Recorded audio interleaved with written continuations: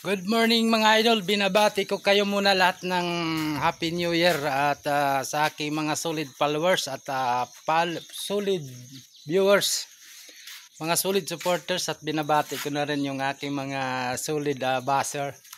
So yun yung mga nagbaba sa akin mga idol. Ito, sabi nila kasi nagpapainit lang ng truck, may bayad. Sa akin mga idol, tingnan nyo. Ayan nyo. Ang gagawin ko lang, andarin ko lang saglit yung truck. Pag andar ko, papatayin ko lang kaagad yan. Andarin ko Oh. Pag andar ko yan, papatayin ko na lang kaagad. May bayad na. Hindi ko na pinapainit yung makina mga idol. Andar lang yan, hindi ko na pinapainit. Bawat andar nun mga idol, mil ang bayad sa akin. Paandarin ko lang saglit. Pagkatapos nung umandar, patayin ko na kaagad. Wala na, may bayad yun. Buo pa rin ang isang araw nun. 1,000 pa rin. Tingnan nyo, paandarin ko lang Oh. Yan mga idol, hindi ko na pinapainit yan. Pinapatay ko na kaagad yan. Pinapatay ko na kaagad yan, hindi ko na pinapainit mga idol. Kaya yung nagsabi na nagpapainit sila, pinapainit nila yung truck nila, may bayad. Sa akin mga idol, hindi ko na pinapainit, pinapatay ko na kagad. Tingnan nyo. Ito pa. At dito mga idol, pinapandar ko lang yan saglit. Kita nyo? Ito naman mga idol, pandarin ko lang yan. Tapos papatayin ko na kagad yan.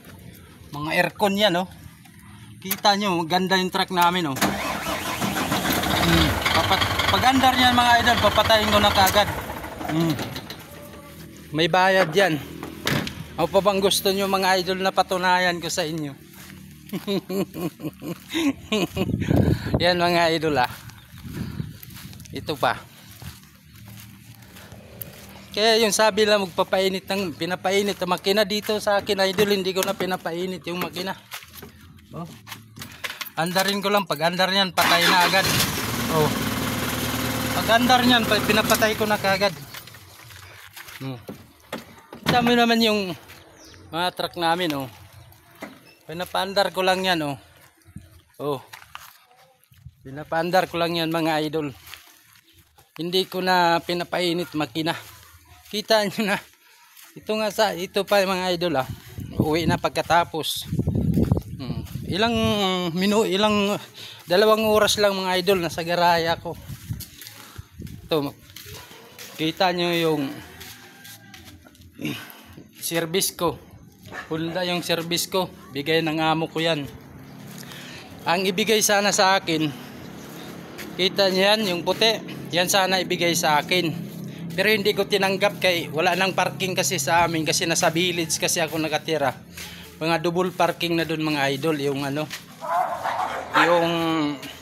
doon sa lugar namin, sa village namin, kasi mga tao doon sa tinirahan ko, doon sa village na tinitirahan ko, walang mahirap doon, puro mayayaman, may kutsi lahat, kaya double parking na, kaya hindi ko na tinanggap yung kutsi na binibigay sa akin ng boss ko. Comment ka naman mga idol.